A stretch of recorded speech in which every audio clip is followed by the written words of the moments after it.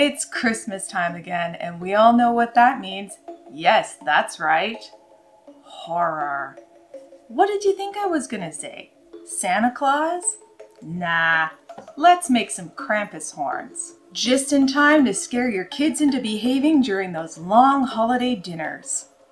The following found footage is an example of how I made a pair of Krampus horns, and in no way depicts how you should make Krampus horns. I started this build by rolling and shaping aluminum foil pieces until I had horn-like aluminum foil shapes. I made 2 large horns and 2 small horns.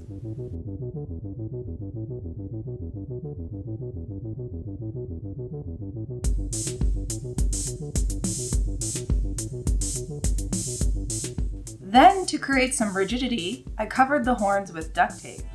I felt the duct tape would create a better base for the next step.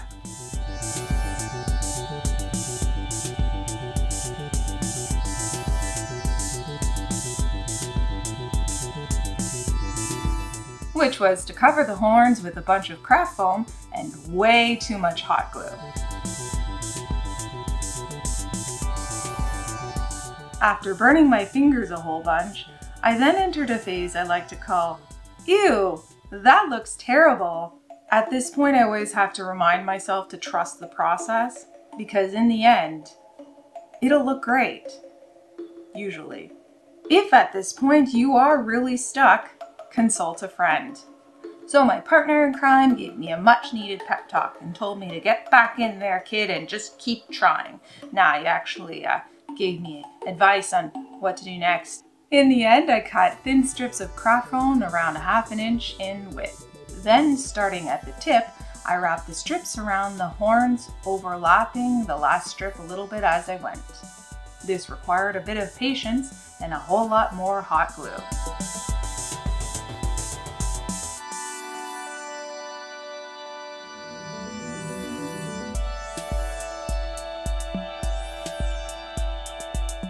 I also traced the base of the horns on craft foam, cut out those pieces, and glued them onto the horns as well.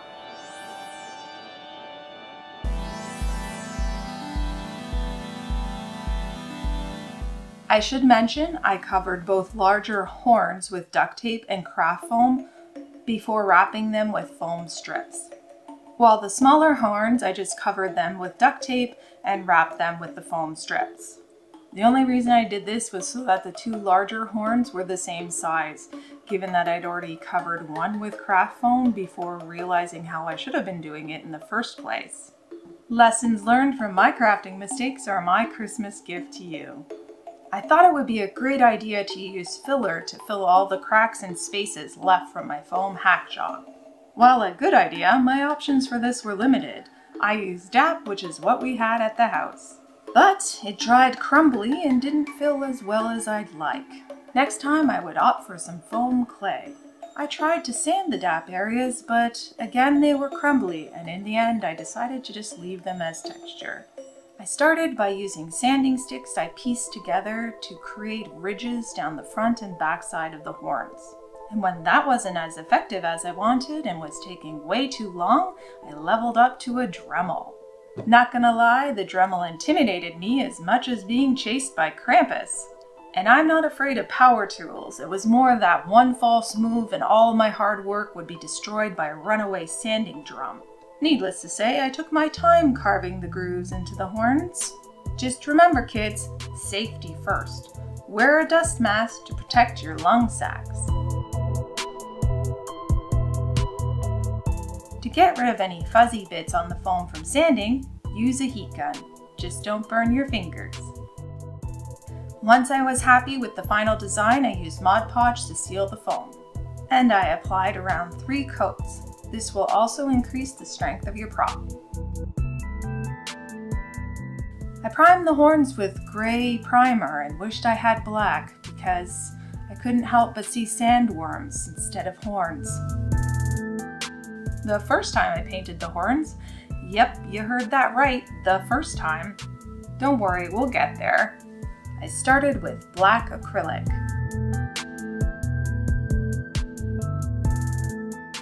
Then went over the black with an espresso brown so you could still see the black through the brown.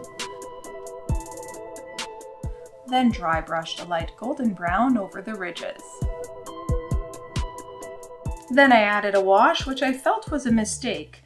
I lost the contrast the dry brushing of the light brown gave, and when I dabbed some of the wash away, I lost some of the other paint too.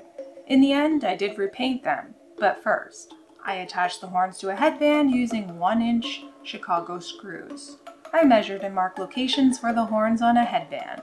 Then I drilled holes into the base of each of the horns. Remember, kids, to use eye protection to protect your peepers from flying aluminum. I glued the post ends into the base of the horns. Then drilled holes through the headband for the thread ends.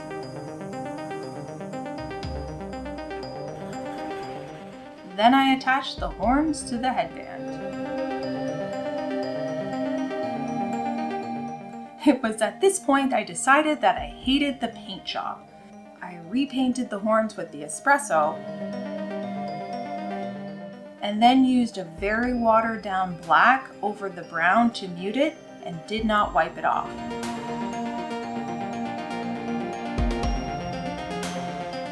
Then dry brushed the ridges with a light golden brown. Overall, I felt they looked much better. Previously on camera, they just looked like a black rubber without any depth. But something was still missing.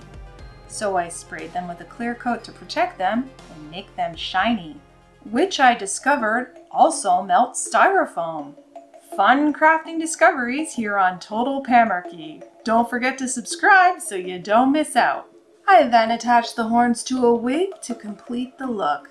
Stay tuned for my next video where I'm going to make a Krampus coat for those long winter nights. That should be interesting because I've never done that before, but I'm gonna try. Thanks so much for watching. My name is Pam and this is Total Pamerky, the craft channel with a little anarchy. Until next time, toodles. And don't forget to subscribe. Bye.